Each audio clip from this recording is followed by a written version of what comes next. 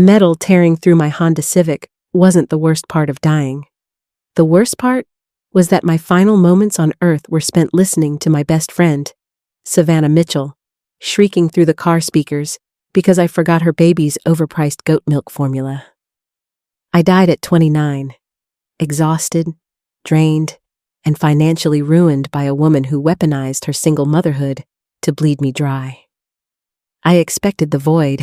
Instead, I blinked and found myself breathing in the scent of burnt espresso, sitting in a Seattle Starbucks, staring down at her positive pregnancy test. The universe had rebooted my life, and this time, I was going to let her drown. The smell of burnt espresso and heavily perfumed vanilla syrup hit me like a physical blow. I gasped, my hands flying to my chest, expecting to feel the crushed ribs and the horrific wet warmth of my own blood. But there was only the crisp cotton of my Ann Taylor blouse. Chloe?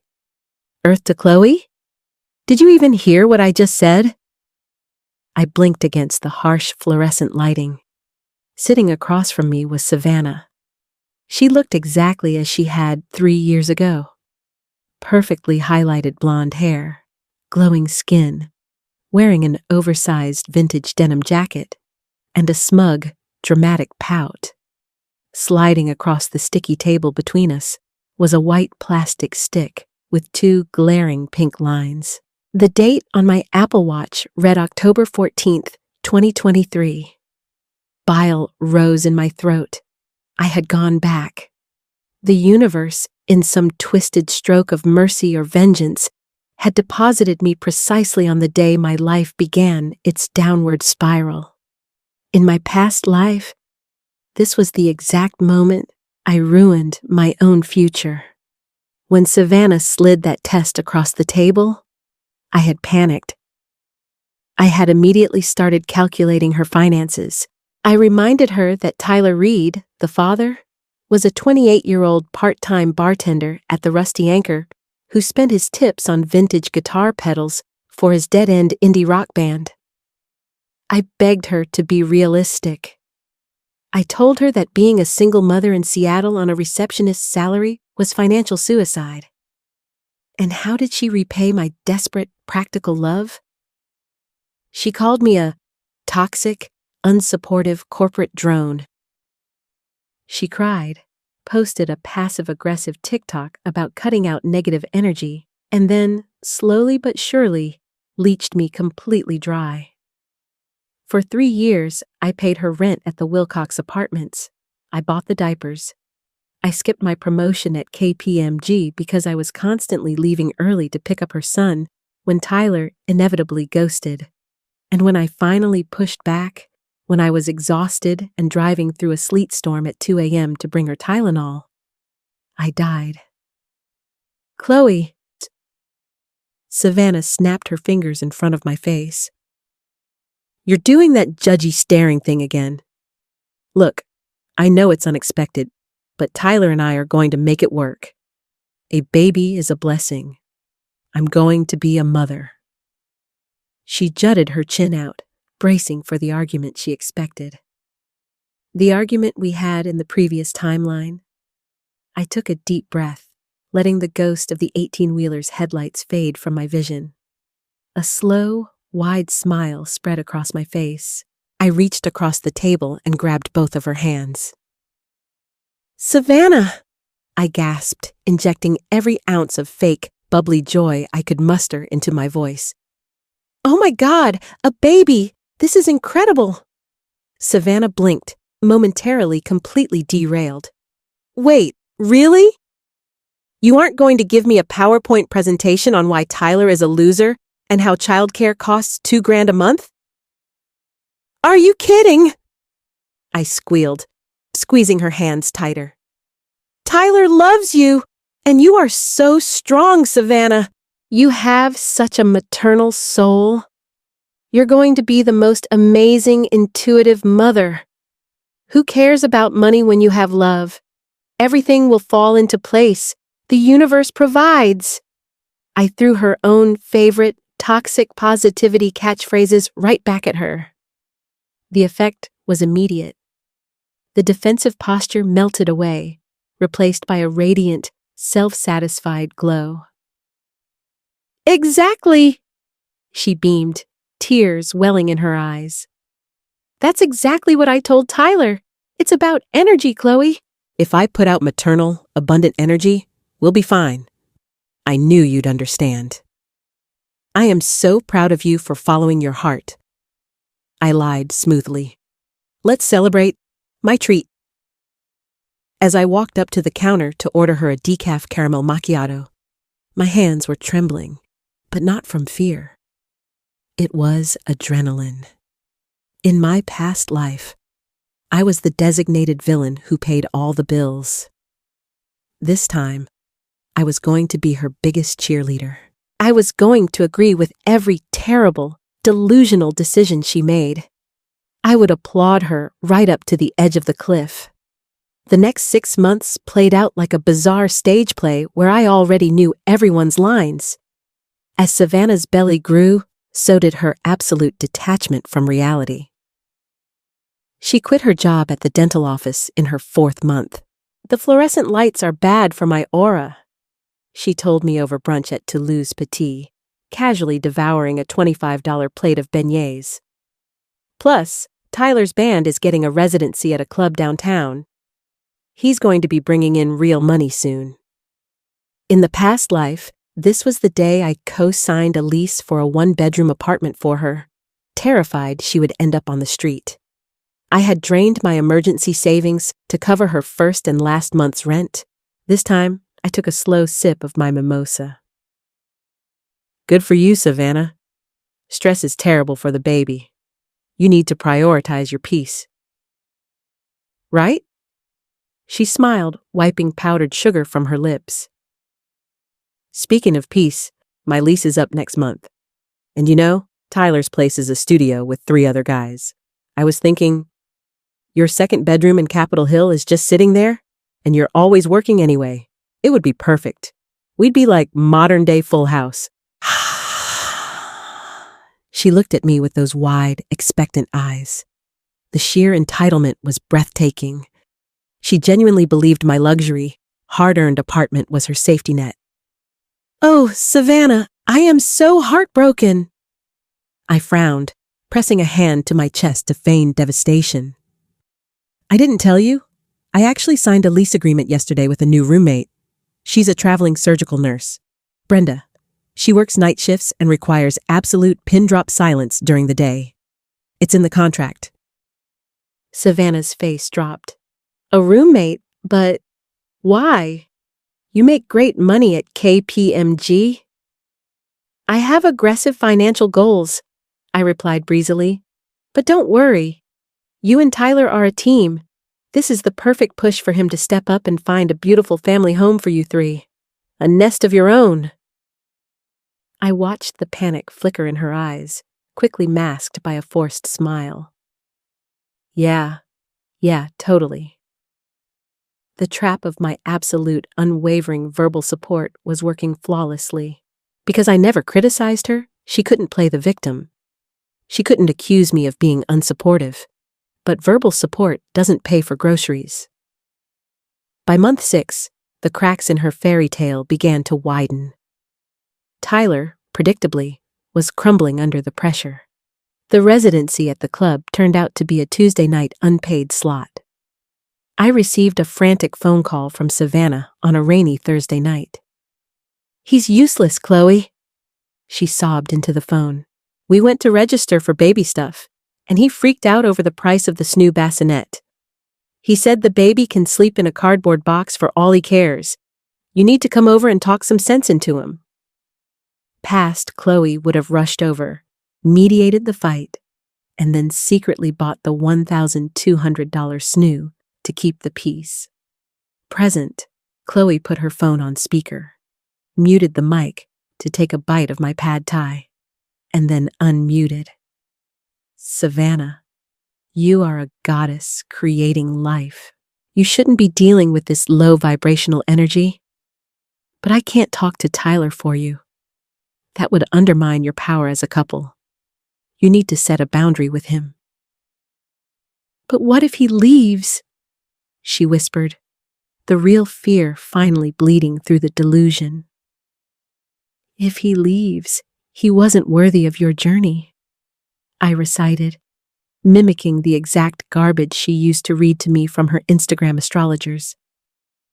You are strong enough to do this alone if you have to. I believe in you so much. I hung up, feeling lighter than I had in 2 lifetimes. For the baby shower, she sent me a link to her registry. It was a comedy of errors. $800 strollers, designer diaper bags, organic Egyptian cotton onesies. I ignored it all. Instead, I went to Etsy and bought a $30 leather-bound journal. I had the cover embossed with the words, "A Mother's Journey." When she opened it at the shower, surrounded by her equally broke bohemian friends, she stared at it as if I had handed her a dead rat. "It's a notebook?" she said, forcing a tight smile. "It's a manifestation journal," I said loudly, ensuring the whole room heard. "So you can write down all your beautiful thoughts and manifest the perfect life for little baby Liam? Material things break, Savannah, but a mother's recorded love is eternal." The other girls in the room murmured in agreement. "Oh my God, that is so deep," one of them whispered. Savannah couldn't say a word. She was trapped in the aesthetic of her own creation. She plastered on a fake smile and thanked me, though I saw her eyes darting toward the cheap pack of pacifiers someone else had bought, realizing her grand plan to have me bankroll her nursery had completely failed. Tyler packed his bags and vanished exactly 3 weeks before Savannah's due date. He didn't even leave a dramatic letter. He just took his vintage guitars, his PlayStation, and bolted to Portland with a girl who sold artisan soaps at the farmer's market. Savannah called me, hysterical, from the floor of her cramped, dingy studio apartment, the only place she could afford on her rapidly dwindling savings. "He's gone, Chloe," she wailed. "He blocked my number. How am I going to do this? The rent is due in 2 weeks. I don't even have a car seat installed."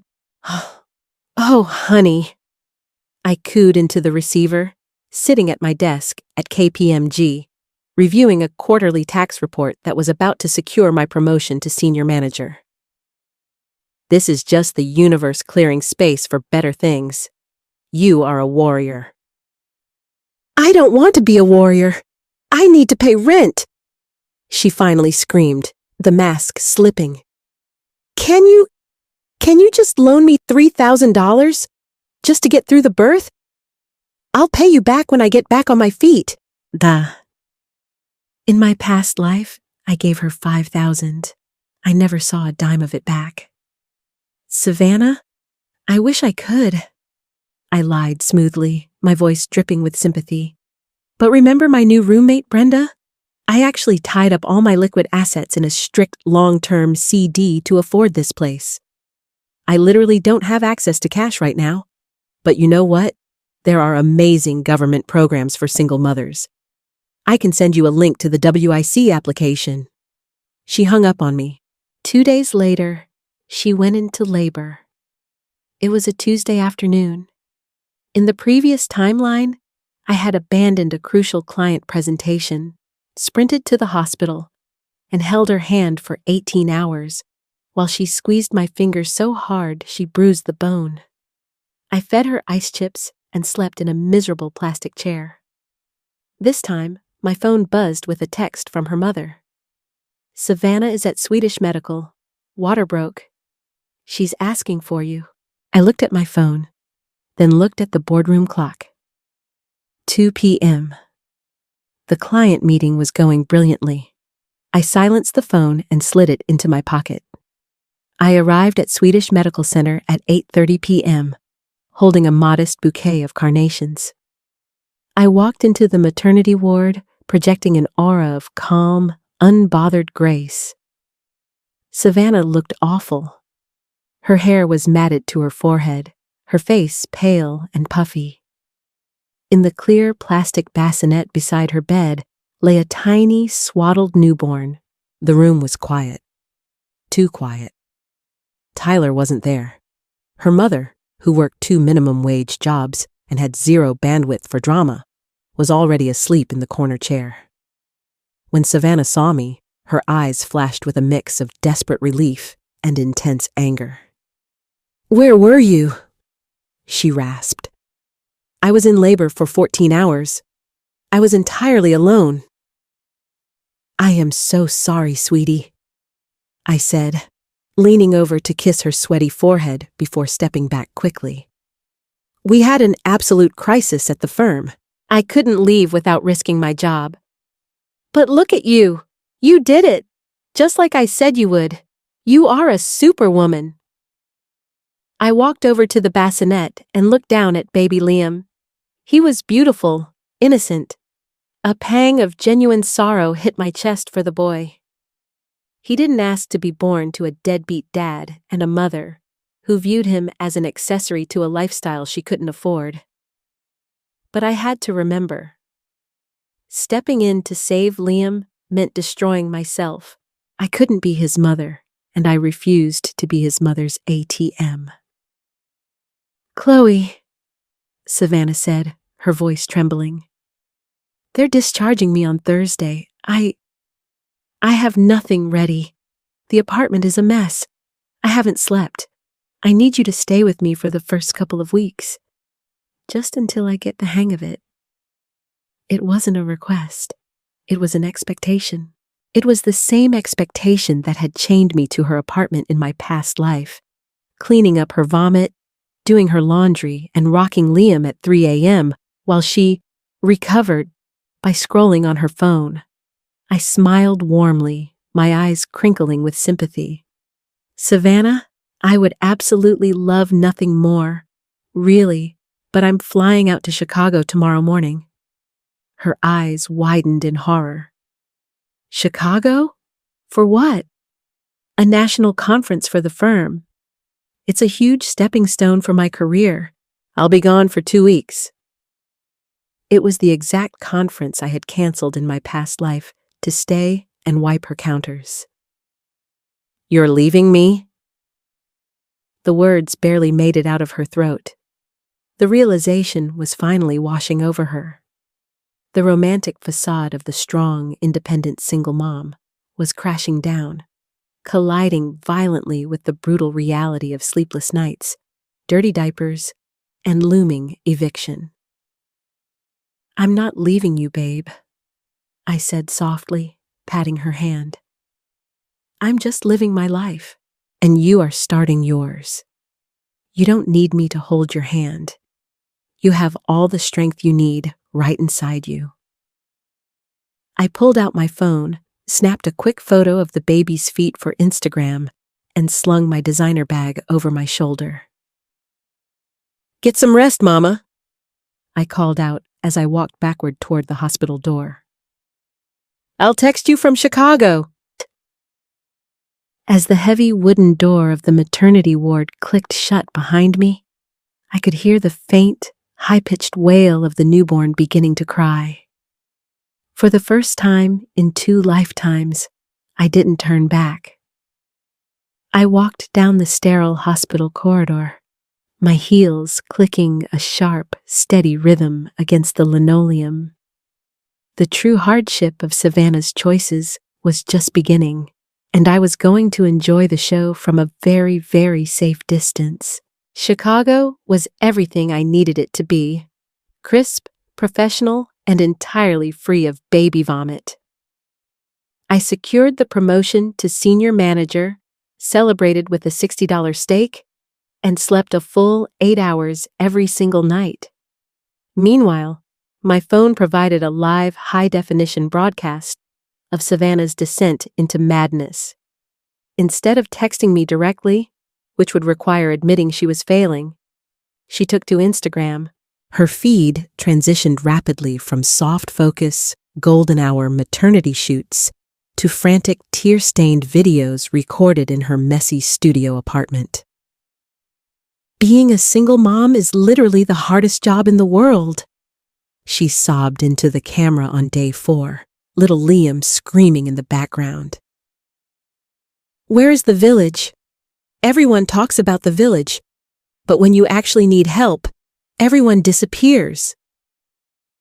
I double-tapped the video to like it and commented, You are so strong, Mama, sending so much light and healing energy your way. It was a masterclass in psychological warfare. I wasn't ignoring her. I was validating her emotions publicly, providing the exact kind of performative support she used to offer me when I was burning out trying to finance her life. By the time I returned to Seattle, Savannah had hit the wall. The 2 weeks of grace the hospital had given her were over, and the first of the month was looming. Rent was due. I was unpacking my suitcase in my pristine Capitol Hill apartment when my buzzer rang. I checked the video intercom. It was Savannah. She looked feral.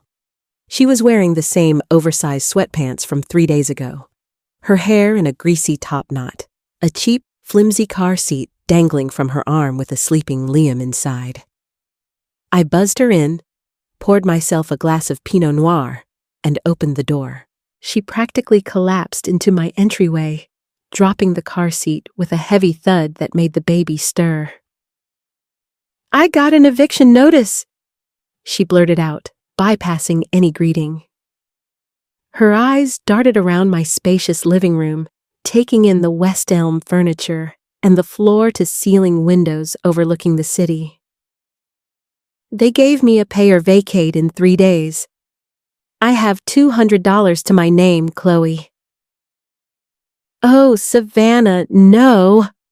I gasped, setting my wine glass down and putting a hand over my mouth. That is so unjust. The system is completely rigged against mothers.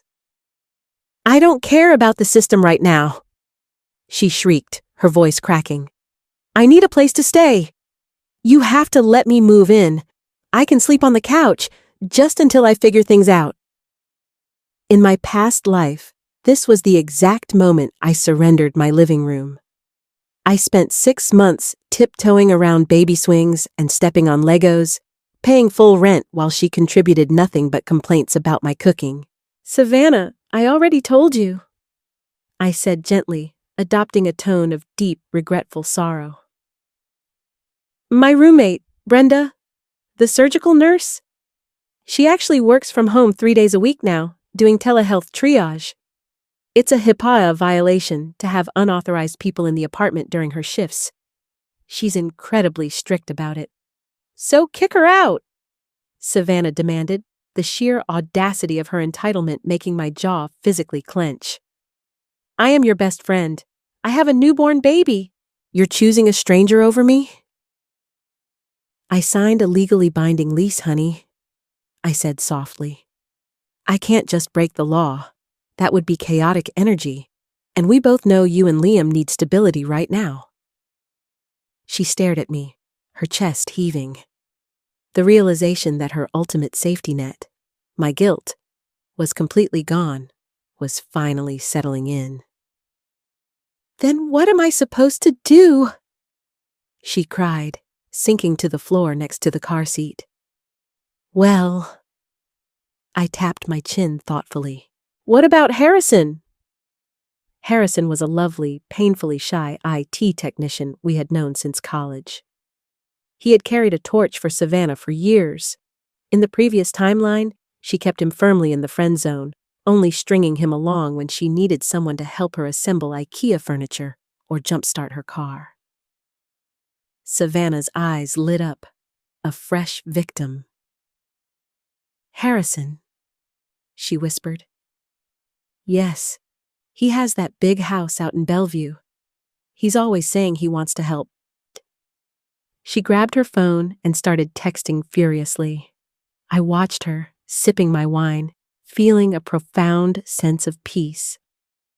I knew exactly how this was going to end.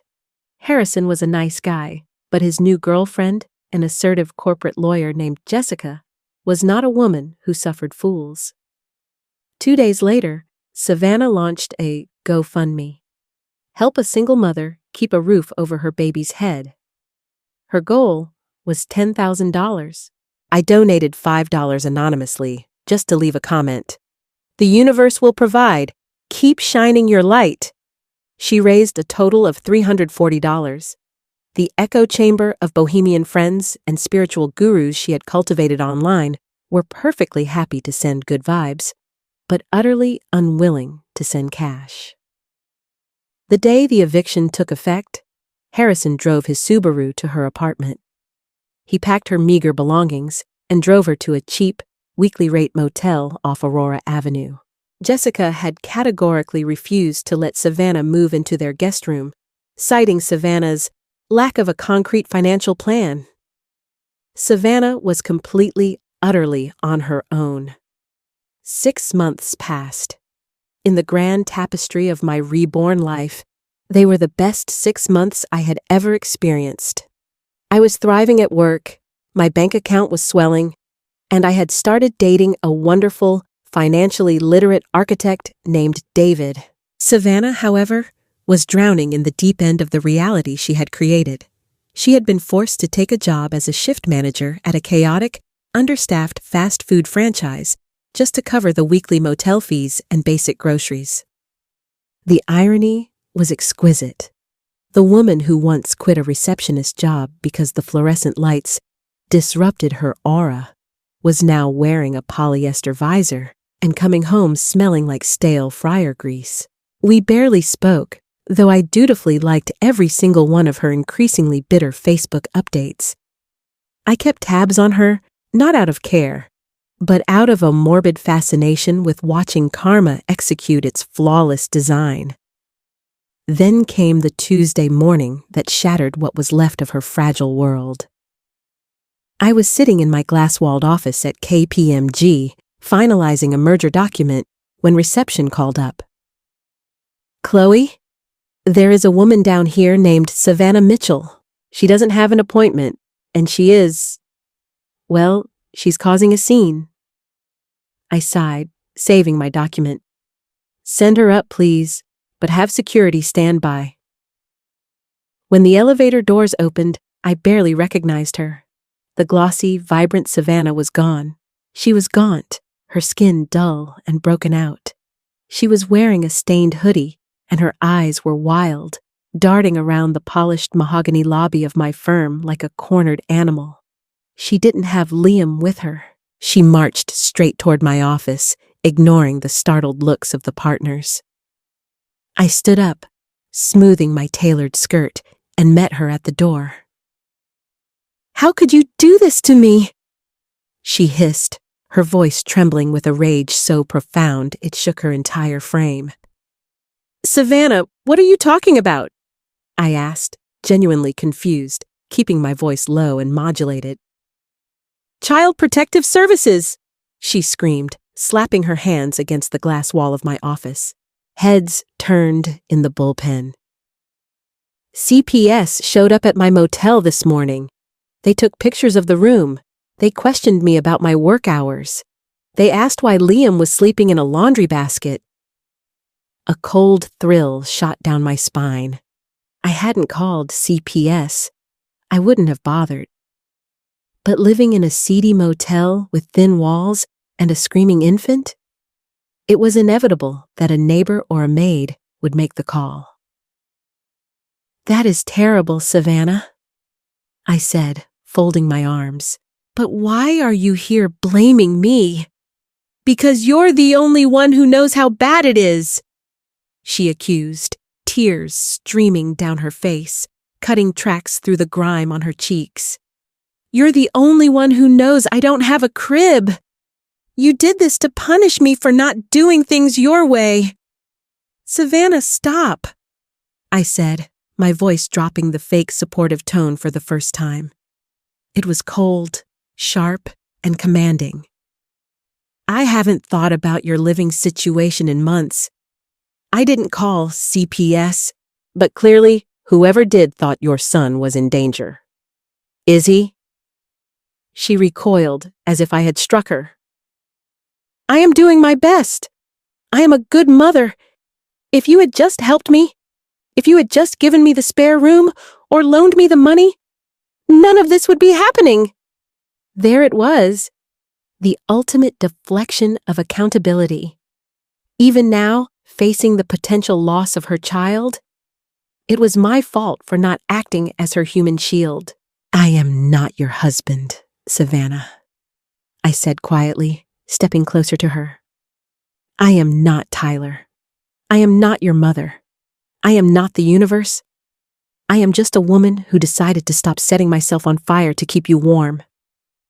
You're a monster, she spat, her face twisting in disgust. You have all this money, all this success, and you just stood by and watched me lose everything. No, I corrected her, a small, grim smile touching my lips.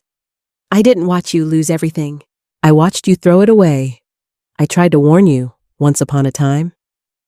You told me I was toxic. So, I decided to give you exactly what you asked for.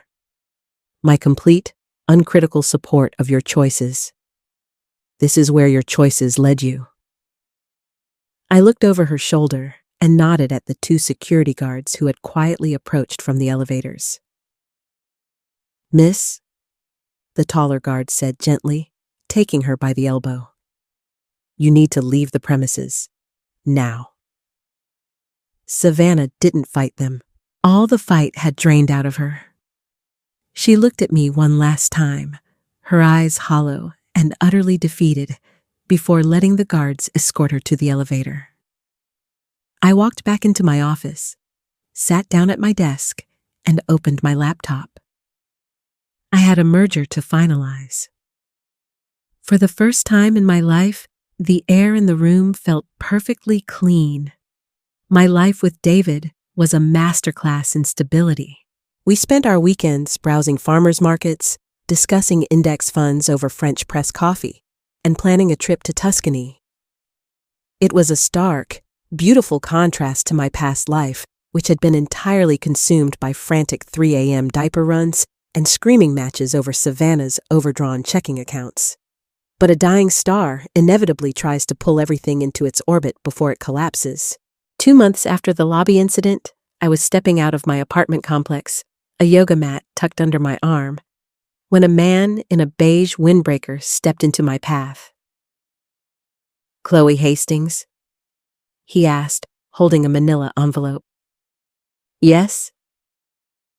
"You've been served." He shoved the envelope against my chest and walked briskly away. I tore open the seal, my heart doing a brief, uncomfortable flutter. It was a subpoena. I was being summoned to King County Family Court as a character witness, but it wasn't CPS bringing the hammer down on Savannah.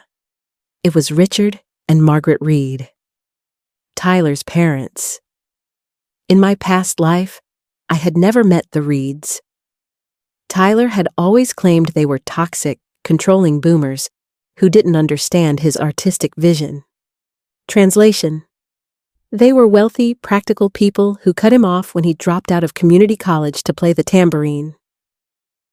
Curiosity consumed me. I did some quick digging through public records. It turned out that when CPS had opened an investigation into Savannah's motel living situation, they required a secondary contact for the father.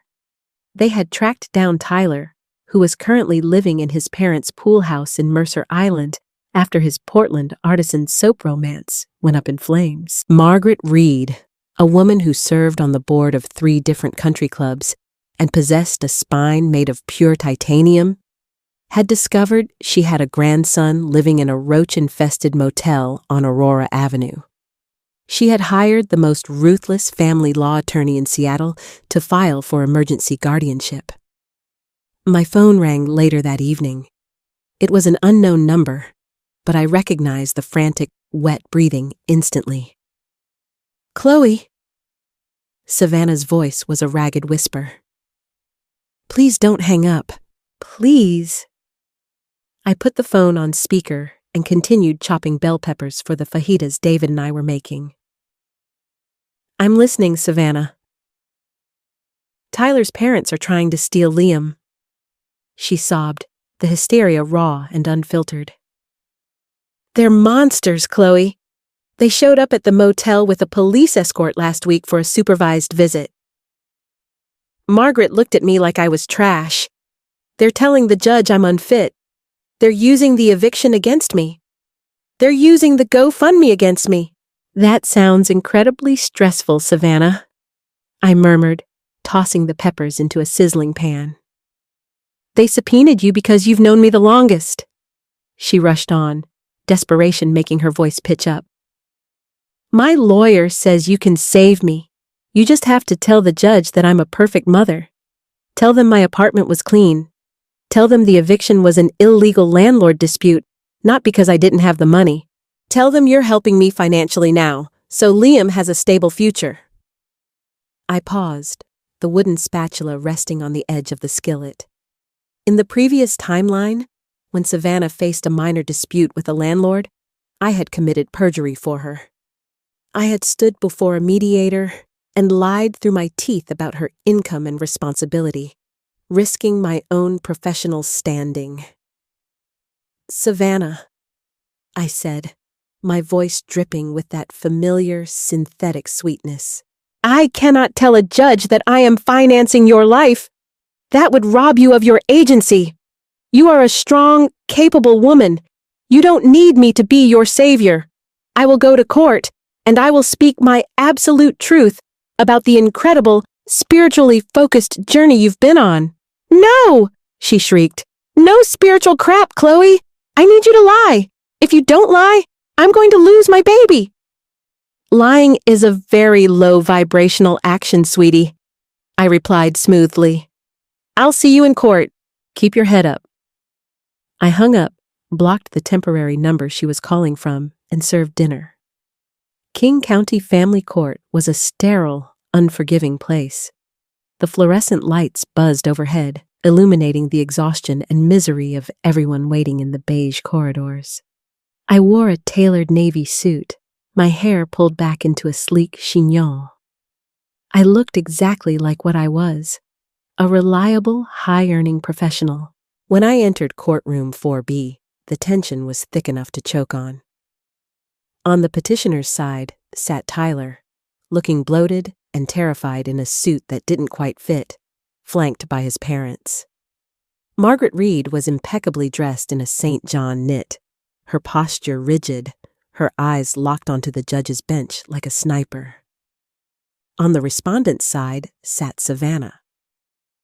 My breath caught slightly. She looked entirely broken. The faux bohemian aesthetic was gone. She wore a cheap, ill-fitting blazer from Goodwill, her hands shaking violently as she clutched a legal pad. Her state-appointed attorney looked exhausted before the hearing even began.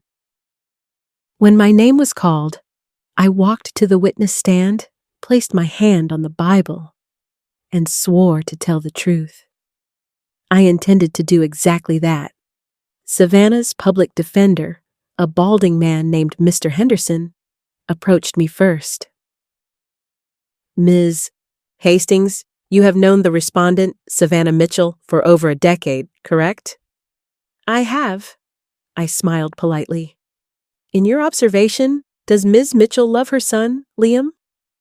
"Oh, absolutely," I beamed, making eye contact with Savannah.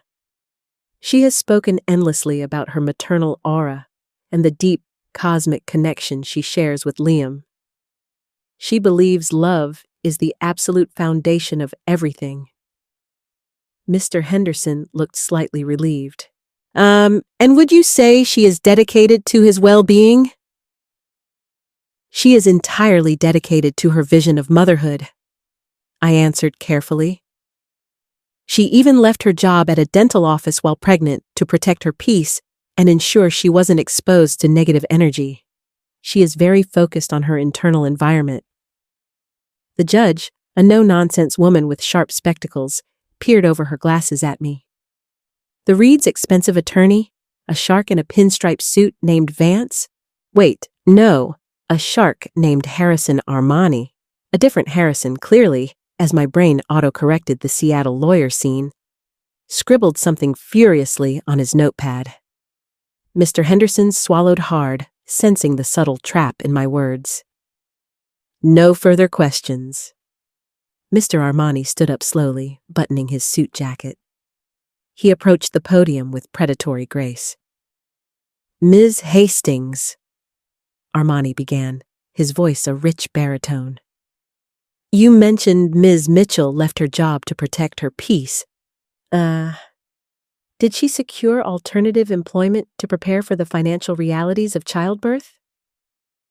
No, I replied, maintaining a perfectly pleasant expression. Savannah is very trusting of the universe. She strongly believes that if you put out abundant energy, financial constraints will resolve themselves. A heavy silence fell over the courtroom. Margaret Reed closed her eyes, a look of profound vindication washing over her face. I see, Armani continued. And as her closest friend, did Ms. Mitchell ever request financial assistance from you to prevent the eviction that ultimately left her and the infant homeless? Savannah stared at me, her eyes begging, pleading. Please. She did, I said clearly. She asked to move into my apartment and she asked for a loan. But as her friend, I knew that enabling her wouldn't serve her highest good. I believed in her ability to be an independent warrior. I didn't want to rob her of the opportunity to stand on her own 2 feet. So, to be clear, Armani stepped closer to the jury box, though there was no jury. Ms. Mitchell, pregnant and unemployed, voluntarily gave up her income for spiritual reasons, faced eviction, had no savings, and lacked any concrete plan to house her newborn child, relying instead on the universe? Objection! Henderson weakly called out. Counsel is testifying. Sustained, the judge said dryly. But the point is made. Miss Hastings, you may step down. I walked back to the gallery. Savannah didn't look at me. She was staring blankly at the wooden table in front of her, tears silently dripping onto her legal pad. The rest of the hearing was a bloodbath. Armani produced bank records showing Savannah spending what little money she had on organic, non-GMO baby clothes, while ignoring her utility bills. He brought out photos of the motel room, the peeling paint, the exposed wiring, the laundry basket serving as a crib. When the judge finally spoke, her voice echoed with finality. This court finds that the respondent, while perhaps harboring deep affection for the child, has demonstrated a profound and consistent inability to provide the basic necessities of life, shelter, and security required for an infant, the judge stated, her gavel resting in her hand. The petitioner's request for emergency physical custody is granted to the paternal grandparents, Richard and Margaret Reed. Ms. Mitchell will be granted supervised visitation every other weekend, contingent upon her securing stable housing and maintaining steady employment. Bang. The sound of the gavel hitting the sound block was the loudest thing in the world. Savannah let out a guttural, animalistic wail. She collapsed forward onto the table, sobbing hysterically as her lawyer awkwardly patted her shoulder. Across the aisle, Margaret Reed let out a long breath, and Tyler looked entirely indifferent, already checking his phone. I stood up, smoothed my skirt, and quietly slipped out the heavy wooden doors. The suffocating weight I had carried in my past life, the crushing burden of trying to force a delusional person to survive in the real world, was completely gone. I felt weightless. 2 years passed. 2 glorious, quiet, beautifully predictable years. In the grand mathematics of my reborn existence, the subtraction of Savannah Mitchell resulted in an exponential multiplication of my own happiness. David and I purchased a stunning mid-century modern home in the Queen Anne neighborhood. complete with floor-to-ceiling windows overlooking the steely gray waters of the Puget Sound. I was named partner at KPMG before my 32nd birthday, an achievement that came with a corner office and a compensation package that finally allowed me to breathe.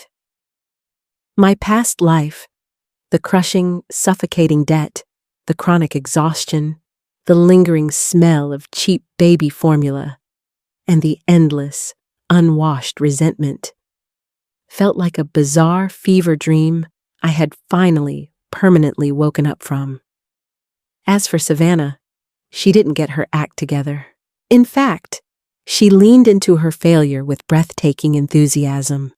Without my bank account to silently fund her delusions, and without Liam acting as an anchor tying her to the physical world of responsibilities, she pivoted to the one industry where her particular skill set could thrive: professional, digital victimhood. She rebranded herself on TikTok and Instagram under the handle @HealingMamaSav. Her bio was a masterpiece of buzzword soup: trauma survivor, systemic injustice advocate, manifesting my son's return. She posted daily videos from a dreary, poorly lit shared apartment she rented with 3 other pseudo-spiritual artists. She wept beautifully into the camera, claiming the corrupt family court system and her abusive, hyper-capitalist in-laws had ripped her nursing infant from her arms simply because she chose a holistic, earth-centered lifestyle over corporate slavery. She amassed a modest but fiercely loyal following of about 40,000 people. They were mostly young, disillusioned college students and naive empath types who lapped up her narrative of the oppressed, bohemian mother fighting the patriarchy. She launched a Patreon account with tiered subscriptions. She set up an Amazon wish list for healing crystals, sage bundles, and most importantly, legal fund donations. I watched it all unfold from a burner account. It was fascinating in a morbid, anthropological way. She was making just enough untaxed, crowd-funded money from her grift to avoid getting a legitimate job, but not enough to actually retain a lawyer to fight for visitation rights. The court mandate strictly required her to hold steady, verifiable W-2 employment to even petition for supervised visits with Liam. Internet panhandling didn't count. She knew this, of course, but fighting for her son was hard work. Crying about him online was highly profitable. But internet echo chambers eventually get bored, and a digital grifter always needs a fresh villain to keep the content algorithm engaged. One crisp Thursday evening, my perfectly curated life violently intersected with her digital circus. David and I were hosting our engagement party that weekend, and I was sitting at my kitchen island, sipping a glass of Chablis and reviewing the finalized catering menu, when my phone screen lit up. It was a text from my younger sister, accompanied by a screen recording. "Chloe, you need to see this right now. She's going viral." I set my wine glass down and clicked play. It was Savannah. She was sitting on a velvet floor cushion, burning Palo Santo, looking directly into the camera with red-rimmed, soulful eyes. The lighting was carefully manipulated to make her look pale and fragile. A lot of you have asked why my so-called best friend didn't help me when I was facing homelessness and my baby was taken, Savannah said to her audience, her voice dripping with manufactured, breathless heartbreak. I haven't wanted to name her because I believe in protecting women, even toxic, abusive ones. But I can't stay silent anymore while she lives a life of luxury built on my trauma. The truth is, Chloe Hastings, a newly named senior partner at a massive accounting firm in Seattle, watched me starve. She lied under oath in court to help my abusers take my son. She is the epitome of the soulless capitalist machine. She has blood on her hands. She didn't just name me. The video cut to a screenshot of my professional LinkedIn profile, my firm's logo prominently displayed, circling my face in bright red. Within an hour, my professional inbox was flooded with unhinged hate mail. My firm's public Facebook and Yelp pages were bombarded with one-star reviews calling me a child snatcher, a corporate sociopath, and demanding my immediate termination. David walked into the kitchen, noticing the absolute stillness of my posture. "What's wrong?" he asked, his brow furrowing.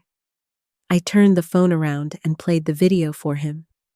He watched it, his architectural, deeply practical mind immediately calculating the structural damage to our lives. "My God, she's trying to cancel you. She's trying to ruin your career. What do we do?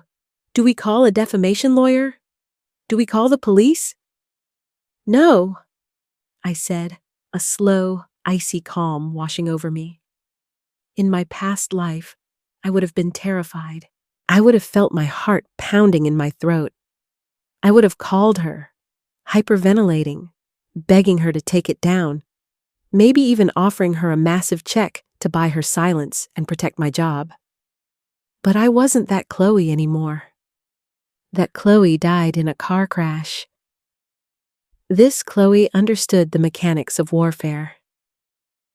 "We don't call the police," I said smoothly, opening my laptop.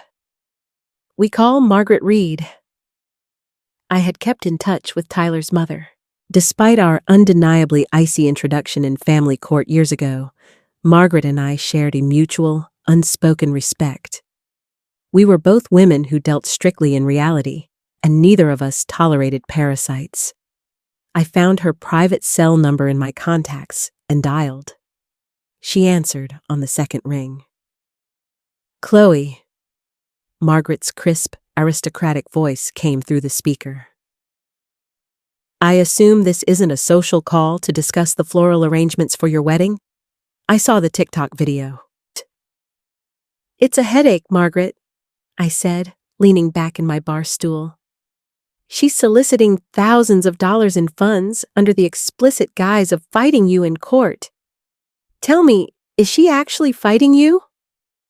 Margaret let out a dry, humorless laugh that sounded like ice clinking in a glass. "She hasn't paid a dime to her state-appointed attorney in 18 months. She hasn't even submitted the required paperwork to petition for a supervised visit in over a year. That legal defense fund money she's raising? I had my private investigator audit her public digital footprint and cross-reference it. She just booked a 2-week VIP ayahuasca wellness retreat in Costa Rica. She leaves next Tuesday." "I see," I mused, looking out at the glittering Seattle skyline. "Margaret, family court documents concerning custody are sealed to protect the minor. But the financial affidavits? The sworn testimonies regarding her spending habits, the eviction notices, and her explicit refusal to accept employment? Those are public record if you know exactly which county clerk to ask, aren't they?" "They are indeed," Margaret replied, catching my drift with the speed of a seasoned predator. It would be a terrible shame if her incredibly generous followers found out they were funding a tropical drug vacation instead of a legal battle.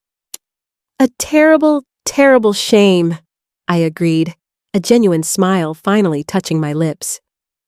"Consider it handled, darling.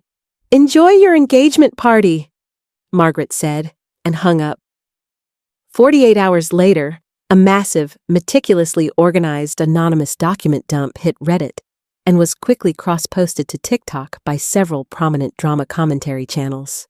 The file contained Savannah's bank statements from the trial, vividly highlighting her purchases of designer baby shoes and artisanal coffees, while simultaneously defaulting on her rent. It included the undeniable, verified hotel and flight receipts for the Costa Rica retreat, paid for directly by the GoFundMe account. The crown jewel, however, was a leaked transcript from a deposition where she admitted, under oath, that she had refused a paying job at a local coffee shop because the uniform didn't align with her personal branding and spiritual aura. The internet backlash was terrifyingly swift and merciless. Savannah's followers turned on her with the vicious ferocity of a betrayed cult. The comments on her videos transformed overnight. Where there were once heart emojis and sending healing light, Nye.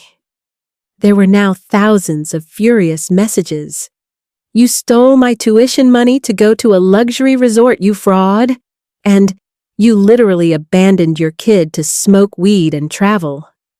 She desperately tried to post a tearful, unedited apology video, claiming the court documents were forged by the patriarchy and that her Costa Rica trip was a necessary trauma-healing journey to become a better mother. It only poured gasoline on the fire. Within a week, faced with threats of wire fraud reports from her donors, Savannah frantically deleted her TikTok, her Instagram, and her Patreon, vanishing entirely into the digital ether. My firm's PR team easily submitted documentation to scrub the targeted spam reviews from our pages, and my life marched on, perfectly pristine, entirely untouched by the fire she had tried to set. The last time I saw Savannah Mitchell, it was completely by accident, on a rain-slicked Tuesday afternoon 3 years after the custody trial. I was 34, newly married, and 6 months pregnant with my first child. David and I had decided to host a small dinner party for a few partners from the firm, which meant a mandatory stop at the Mercer Market, a notoriously overpriced, high-end organic grocery store in Bellevue. It was the kind of place where a single heirloom tomato cost $8, and the ambient lighting was designed to make the produce look like a Renaissance painting. I left David agonizing over a rack of vintage Pinot Noirs in the wine section, while I navigated my cart toward the artisan deli counter. I was tracing a hand absently over the curve of my cashmere-draped baby bump, mentally reviewing the catering schedule, when a sharp, nasal sigh cut through the low hum of the refrigeration units. "Ma'am, I already explained. The truffles are priced per ounce, not per pound. I can't honor the sign if you read it wrong." I froze. My blood ran completely cold for a fraction of a second, then stabilized into a steady, rhythmic pulse. I knew that voice. I stepped behind a massive display of imported olive oils and peered toward the deli counter. Standing behind the glass, wearing a shapeless forest green apron and a mandatory, incredibly unflattering hairnet, was Savannah. If I hadn't known her soul, I might not have recognized her face. The glossy, vibrant, chaotic energy that used to define her had been entirely hollowed out, replaced by the grim, exhausted pallor of the working poor she had once mocked. She looked a decade older than 34. The expensive highlights she used to demand I pay for were long gone, grown out into a mousy dishwater brown that hung limply beneath the elastic netting. Her skin, once so obsessively cared for with expensive serums, looked dull and prematurely lined beneath the harsh fluorescent lights of the deli bay. She was arguing with a quintessential Bellevue housewife, a woman dripping in Lululemon and diamonds, who was currently tapping a French manicured fingernail aggressively against the glass display case. "I didn't read it wrong!" the woman snapped, her voice carrying an unmistakable air of entitled authority. "The sign is misleading. Get your manager. Now." In my past life, Savannah would have thrown a tantrum. She would have screamed at the woman about toxic energy, quit on the spot, and then called me crying to demand rent money because she was a victim of the capitalist machine. But this wasn't my past life, and Savannah had no one to call. I watched, mesmerized, as the last remnants of Savannah's pride crumbled. She closed her eyes, swallowed hard, and forced her face into a tight, humiliating grimace of subservience. "I am so sorry, ma'am. You're right. The signage is confusing. Let me manually override the price for you. Please don't call the manager." She sliced the truffles, weighed them, and handed the package over with shaking hands. The woman snatched it without a word of thanks and marched away. Savannah slumped against the counter, staring blankly down at the stainless steel meat slicer. She looked entirely broken. A profound, overwhelming sense of closure washed over me. I pushed my card out from behind the olive oil display and approached the counter. I didn't gloat. I didn't sneer. I simply looked at her with the polite, distant acknowledgement you give a stranger. "Half a pound of the aged Gruyere, please," I said, my voice steady, cool, and completely devoid of emotion. Savannah didn't look up right away. "Sliced thin or thick?" she mumbled mechanically, reaching for the block of cheese. "Thin, please?" Her hands froze. Her head snapped up. The color drained from her face so rapidly, I thought she might actually faint. We stared at each other across the glass display of imported brie and Gouda. The silence stretched between us, thick and suffocating, broken only by the mechanical hum of the coolers. Her eyes frantically took inventory. They darted from my perfectly tailored coat to the 3-carat diamond wedding band glittering on my left hand, and finally, inevitably, dropped to the unmistakable swelling curve of my pregnant belly. A complex, agonizing array of emotions violently warred across her face. First came the raw, unadulterated shock, then a searing, ugly flash of jealousy, and finally, a bitter, hollowed-out resignation that seemed to age her another 5 years right before my eyes. "You," she whispered, her voice barely carrying over the ambient noise of the store. "You got everything." "I worked for everything," I corrected her softly, making sure my tone remained perfectly neutral. She picked up the block of Gruyere, her knuckles turning white as she pressed it into the slicer. The machine whirred to life. "Liam started first grade last week," she said, her voice cracking slightly, desperate to prove she still existed in a world outside this deli counter. "Margaret sent me an update through the court portal. Just a picture. No message." "That's nice," I said smoothly. "He was wearing a blazer, Chloe. A little navy blazer with a crest. They have him at Cedar Academy." Ah! She let out a dark, ragged scoff. "He looks like a little corporate robot. They cut his hair short. He doesn't even look like my son anymore. They're erasing me." "He looks safe, Savannah," I replied gently, refusing to take the bait. "He's getting a world-class education, and you have a steady job now. That's a good first step. If you maintain this, maybe the judge will finally grant you weekend visitation." She stopped the slicer and looked at me, her eyes suddenly burning with a frantic, desperate light. "I have a hearing next month." She leaned in, dropping her voice to a conspiratorial whisper, the old manipulator briefly clawing her way to the surface. "A review for unsupervised visits.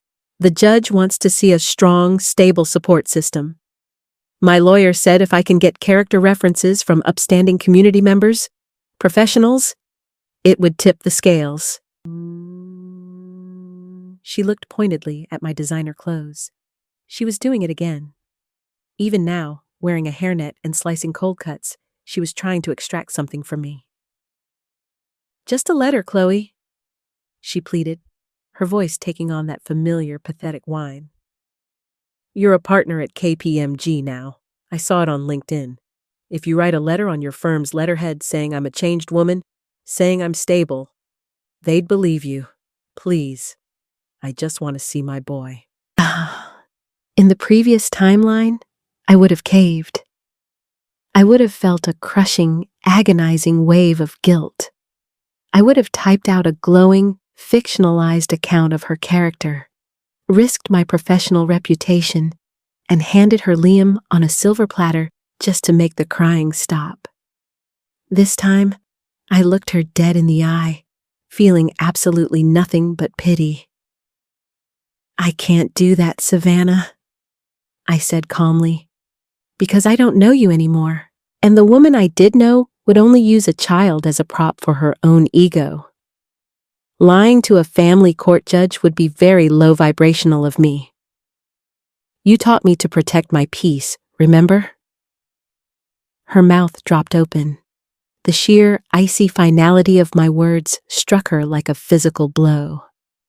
The frantic hope in her eyes died instantly, replaced by a cold, dead stare.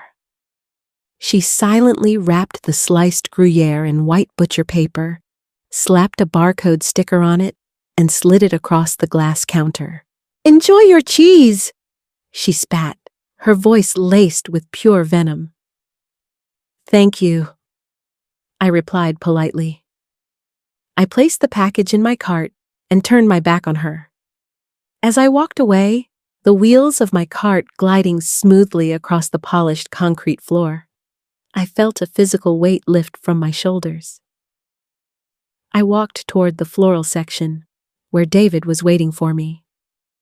He was holding up 2 different bouquets of Casablanca lilies, a questioning, warm smile spreading across his handsome face.